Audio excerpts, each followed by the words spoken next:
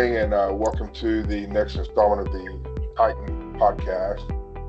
Today, we're going to talk to Blake and Pepper Snider. Recently, Titan was at the SAPinsider 2026 show at Bellagio, and we had a chance to meet up with several clients and got to hear some great presentations from both SAP as well as different clients. And today, we're going to talk to Pepper and Blake about what their takeaways were from the show, what they learned from talking to clients, and just some general feedback on the show.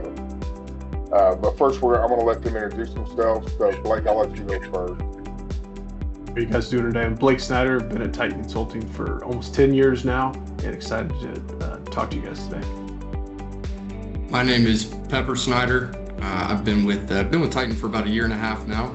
I'm looking forward to this conversation.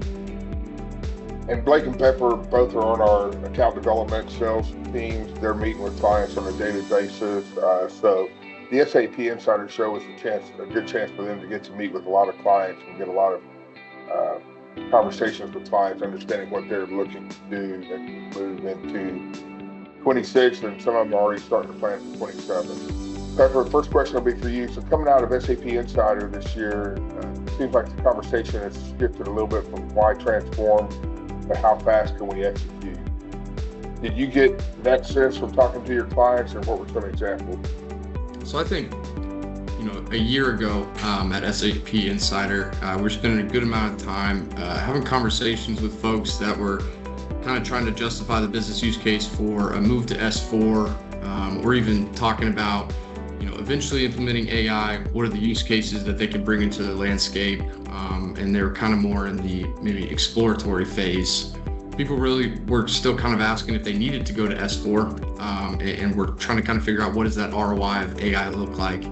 At this conference, it was completely different. People weren't there to be convinced anymore of the S4 transformation or even implementing AI in their businesses.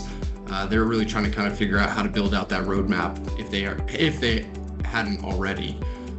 Kind of what I heard consistently throughout the conference and throughout the show was really just urgency around execution.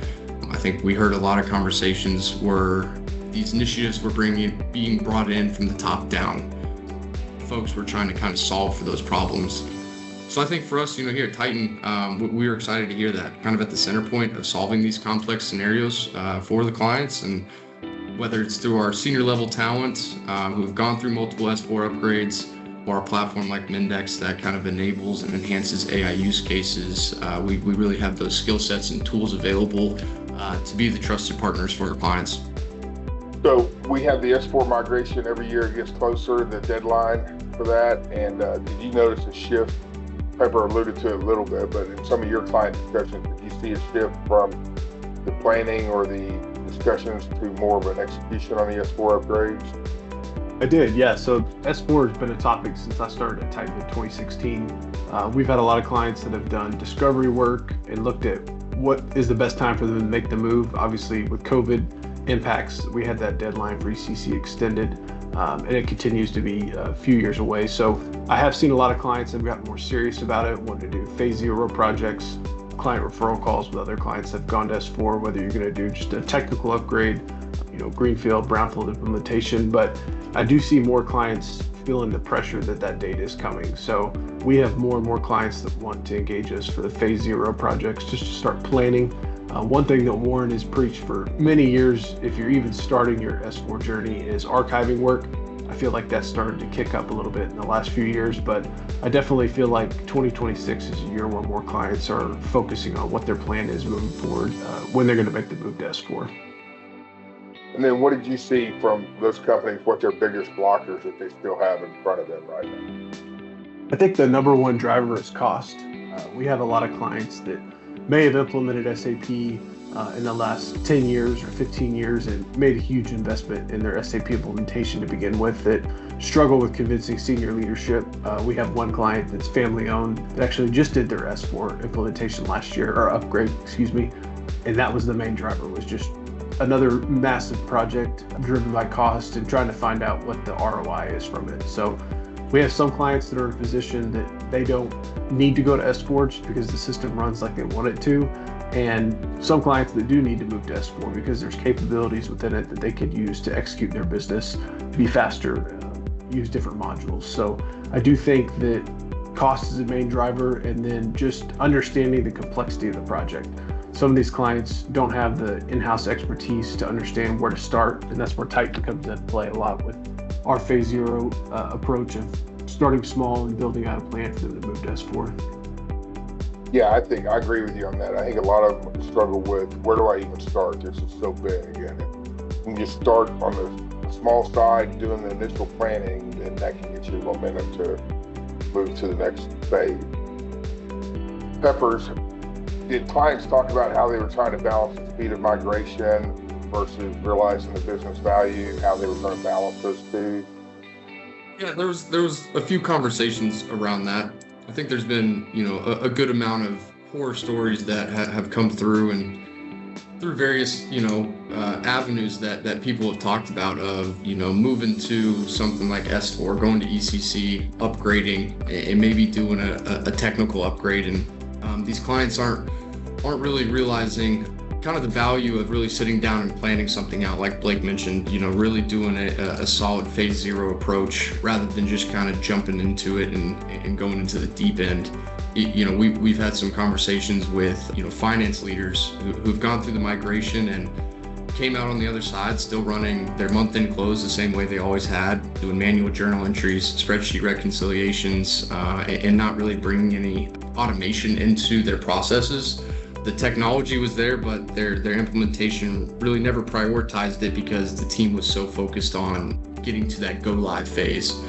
So when you talk about speed and value, there has to be kind of a conversation of what's more important. Is it the value of this, or is it just kind of getting to a check mark of saying, we've done the upgrade, we're good, we're in compliance now? Right, because if all you do is do the technical upgrade, then there's really hard to ever see an ROI on that because you got no business gain. Yeah, your processes are still the same, and for some clients it ends up being something where 6 months or a year or even further down the road, you end up having to pay for it anyways. You run into a blocker where you do really need an upgrade, or you need to bring in additional consultants because your processes aren't correct. So it's spend it now or spend it later. Okay, and then Blake, so automation's been a huge thing for the last couple of years, but it seems to be getting more and more every year, especially with the whole discussion around agentic AI and some of that kind of stuff. What were you hearing from companies as they were talking about automation this show? Yeah, I think AI has been a huge topic. We have a lot of clients that fall in my opinion that while AI potential is great, it's not there yet to the capabilities that people act like it is. It's not going to replace all of your team members that actually understand how SAP works and know how to configure the system the right way.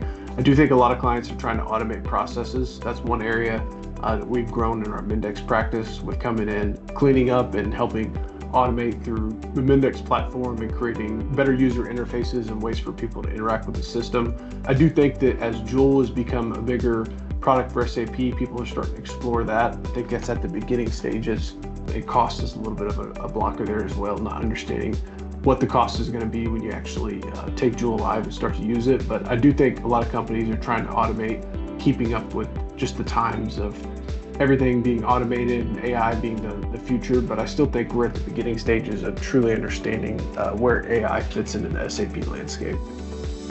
And I would agree with that for sure. I don't think we know enough to know what some of the use cases in 3 years are actually going to look like.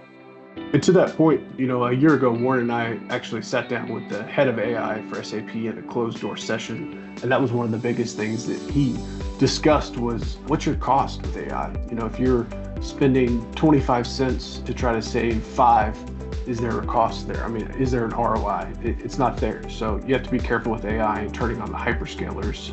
There's a massive cost to AI that's not talked about.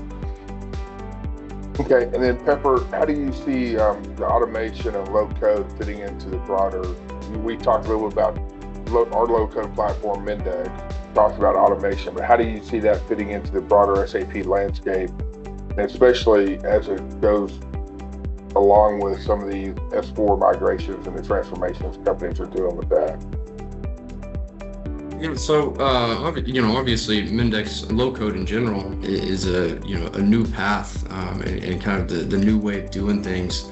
And it's exactly what we've been positioning here at Titan, is that these low code platforms like Mindex, whether it's deployed on BTP or on Mindex's cloud, they're not competing with these core ERP transformations.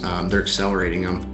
And sometimes I think we really try to get across that it's about the process gaps that exist during and after migration. There's custom workflows, intake forms, approval routings, things that used to be customized through ABAP and had a 6 to 12 month queue. We're now seeing these low code platforms build those in weeks and natively integrate with SAP and not touch the core. So I think these use cases are high friction and high value, and they didn't really have a home before. And so this ERP transformation cleans up the foundation, and low code is how you build it on top of it fast. Yeah, I think one of the key things there is during that transformation, it can allow you to keep your core clean so that future upgrades will be a whole lot more seamless too. Okay, well, I appreciate y'all's time today. Anything else y'all want to add? No, thank you for the time, Warren. Okay. Thank you. Appreciate it. Thank you.